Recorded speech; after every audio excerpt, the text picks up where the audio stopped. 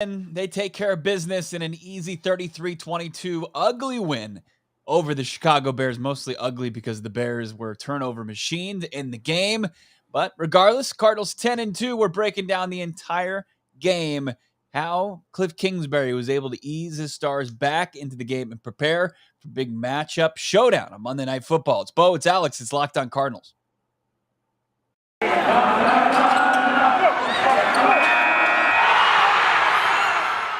You are Locked On Cardinals, your daily Arizona Cardinals podcast.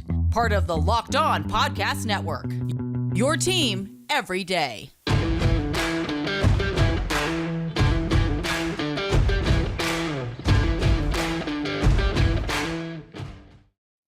Welcome into our post-game knee-jerk reaction podcast. This is Bo Brack, Alex Clancy hanging out with you after a 33-22 win for the Arizona Cardinals, improving to 10-2, 7-0 on the road, and sending the Chicago Bears off into probably draft season, I guess, for the remainder of the season. We'll see what happens with their head coach, Matt Nagy, but just plagued by turnovers. And Alex, with the 4 picks and the Cardinals offense taking care of the football, and the Indianapolis Colts losing in the turnover margin today, despite their big win over the Texans. The Cardinals are your now turnover margin leaders in the NFL, the top team as far as takeaway differential on the season. That's so important as far as winning football games. But more importantly, Kyler Murray, DeAndre Hopkins, they set the tone early. Big 4th and 2 play, 21 yards to the end zone. Cardinals take an early 7-0 lead. They didn't look back from there. Yeah, 7-0 on the road. I mean, you, me, Paul Rudd, who'd have thought? You, like, not me. You saw us here.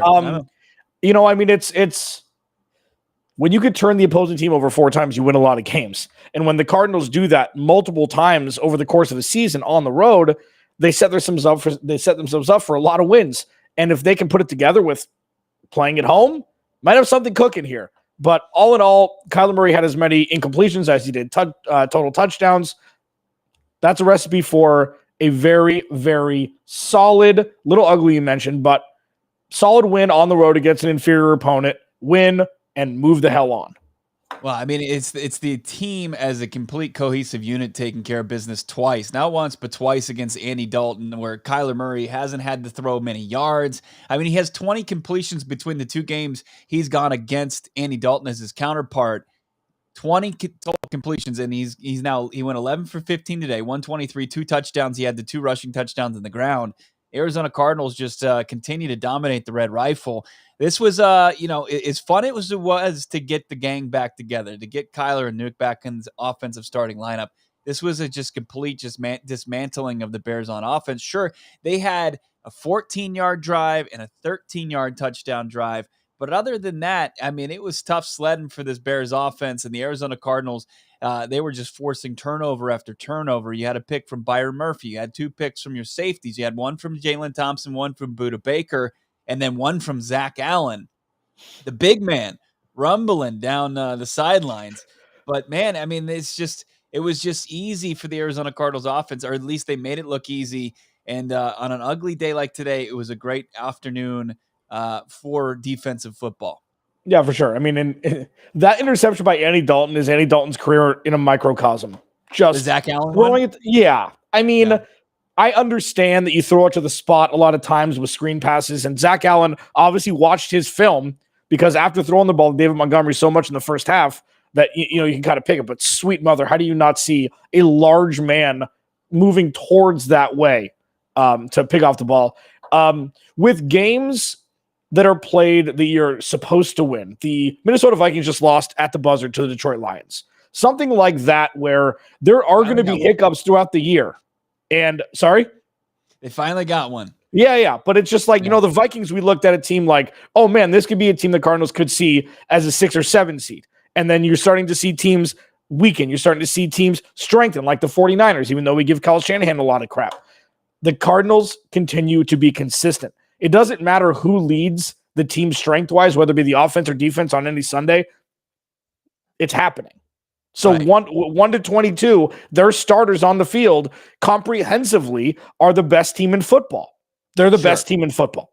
Exactly. And I think that there was a great example of that with the offense kind of stalling out on their second drive of the second half. They had gotten points on their first possession, a Matt Prater field goal. Sure, you probably would have liked them to kind of find pay dirt and get it into the end zone for a touchdown, but they extended their lead, and it was 24-14 at that point, and they got a big punt from Andy Lee at the time. And I thought that was just them showing, say, hey, if the offense can't do it, special teams is going to do it.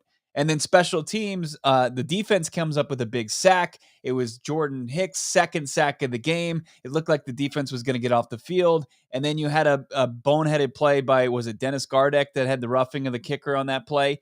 So it's 15-yarder that pushes, gives the Bears the ball right back and a first down. And then Byron Murphy comes up with the big tipped interception. And it was just like the defense was just like, okay, we're tired of this. We're enough of them kind of methodically moving the ball down the field. We're going to make a play. And not only did they make one play, they made two plays. And that was just the Arizona Cardinals defense kind of imposing. They were like, okay, you had your big long drive. You cut it to 24-14. You were setting up another long drive. We gift wrapped it you a first down. Enough of this madness. Let's make you look like Andy Dalton. And that's exactly what they did. That was them showing, hey, we're a complete team. We're more than just the sexy weapons on offense. Yeah, for sure. I mean, it's nice to watch the offense be able to coast because the defense takes over. I think I just put that as the thesis statement for everything you just said. Like, you don't want Kyler Murray getting hit any more than he does. We'll talk about we have our full comprehensive podcast posting later tonight. This is kind of our knee-jerk reaction that we're going to have after every game for the rest of the season. The defense played great, and the goal line play calling was excellent. Except for I don't really understand taking Kyler Murray off the field on 3rd and goal with the direct snap to James Conner. Maybe that's a second and goal play. You want Kyler Murray to be able to, create more than catch ball, run forward, hope to not get hit. That's all James Conner can do. But the pull block from Zach Ertz on the 4th touchdown of the day for Kyler Murray I mean, we've used magician-like for Vance Joseph, and we use masterful for Cliff Kingsbury. That was a masterful play call to put the game away. Yeah, that was a masterful run-pass option with a pull from the tight end from the left side of the offensive line all the way to the right to blindside, not illegally blindside block on the cornerback and have Kyler just waltz in.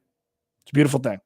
It was a beautiful thing, and it pretty much was the final nail in the coffin for the Bears in today's game, and the Arizona Cardinals move on to 10-2. I see this interesting question here. It's like, would you like to lose to the Rams? No, never. I understand the cliche, and I understand the statistical data that would back up that it's tough to beat a team 3 times. But look, you can bury them come Monday night. I mean, they would be as far as the playoff hunt, they would be really playing for their playoff lives the rest of the season long. But look, the Arizona Cardinals, I just thought it was a solid performance. Sure, it kind of like it lingered. The fourth quarter wasn't exactly the prettiest as far as football is concerned, but early on they were efficient. They got it done. They scored on their first 3 drives of the game. It was set up by their defense. It was just a complete total team win. They didn't have any lapses. When people think, and I know you said it was a trap game, and I know you backed off of that more recently, but they just took care of business when they needed to. Well, and they got a big game coming up Monday night. Yeah, they had 4. I mean, they forced 4 turnovers. I mean, if you black out the score and you look at just the box score for the team yards, you'd say that Chicago whooped the Cardinals. I mean, they had 12 more first downs. They had 80 more total yards, almost 100 more passing yards. The Cardinals had more penalties. The Bears were 3 for 3 in the red zone, and the Cardinals were 2 for 4. So you look at the whole thing, and it's like, man, the Bears gave the Cardinals their 3rd loss of the season. But when you turn the ball over 4 times against any opponent, and especially those that give the Cardinals very short fields, short fields like fringe goal, red zone short fields, I mean, you're not going to win those games. Right. I mean, we saw that against Carolina. That's how Carolina benefited and took the game over against the Cardinals a couple weeks ago. I mean, the only quarterback that seems that can win and come over for turnovers is Lamar Jackson, but that's because he's got Baker Mayfield playing worse on the other side of the football. It just happened, but not the Cardinals the way that they're playing right now. That is Cliff Kingsbury's first win after a bye week. He was 0-2 going into this contest, but he had back in the lineup. DeAndre Hopkins, a pretty quiet day after the touchdown. When you look at the total box score, he just had the 2 catches, 32 yards, and it was the first catch of the day for him. That was 21 yards to the end zone. Any concern there? Or just kind of eased him back in? Just he's going to back in. I feel like he was the one that was more worrisome coming on. He wasn't on the field for warmups for the most part.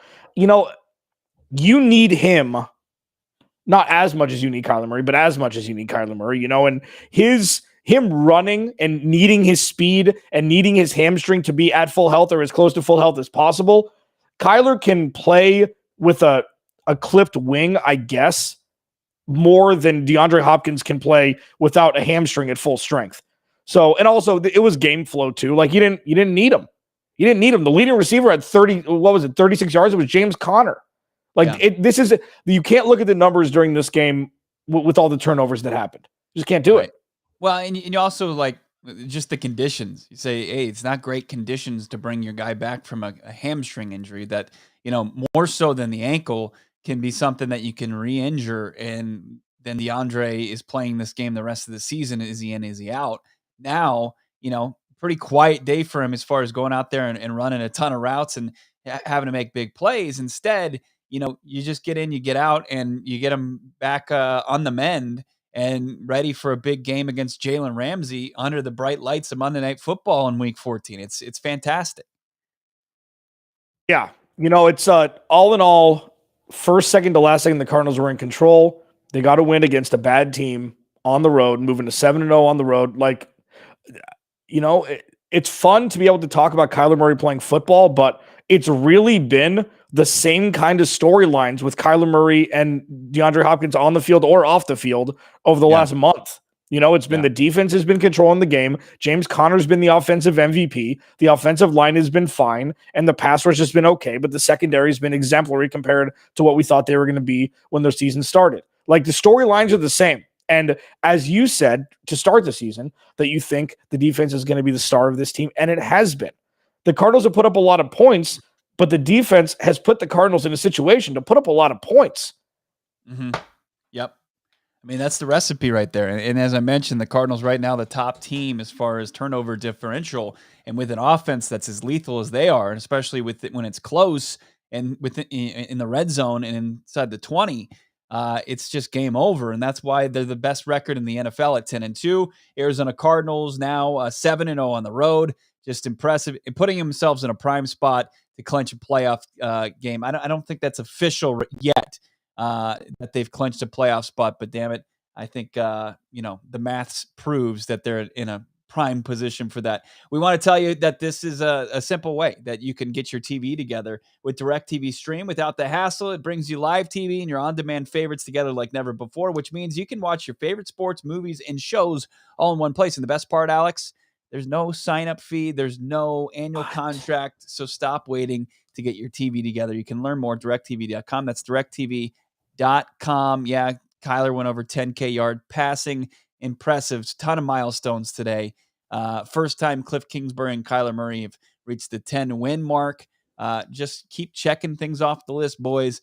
We're going to get into our full comprehensive podcast of this win over the Chicago Bears, 33-22. That'll be right there where you want it, wherever you find podcasts at midnight. The YouTube episode will drop at 10 a.m. on Monday morning. Thanks for chiming in. Thanks for chatting with us in our post-game reaction pod, and we'll talk to you tomorrow here on Locked On Cardinals. Follow on Twitter at LockedOnAZCards, at Bob Brack to follow me, Bo Brock, and follow Alex at Clancy's Corner. Have a great rest of your weekend. Enjoy the rest of the games. We'll talk to you soon.